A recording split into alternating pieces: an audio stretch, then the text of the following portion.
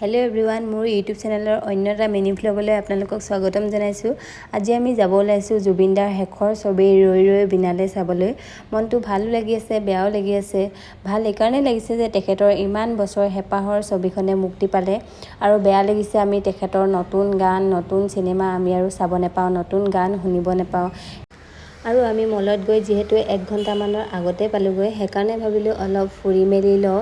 তাৰপাছত অলপ ফুৰি মেলি লোৱাৰ পাছত আমাৰ সময় হৈ গ'ল। এয়া জুবিনদাৰ ৰৈ ৰৈ বিনালে ছবিৰ পোষ্টাৰ আৰু অসমৰ মানুহবিলাক ৰৈ আছে আৰু হলৰ ভিতৰত এণ্ট্ৰি হৈ গ'ল। আমি বেছি ভিডিঅ' কৰি নাথাকিলোঁ তাত, চিনেমাখন যিহেতু আৰম্ভ হৈয়ে গ'ল আৰু চিনেমাখন চাই থাকোঁতে মনত অকল এটাই ভাৱ, তেখেত থকা হয় চাগে আজি কিমান হেপী হ'ল হয়।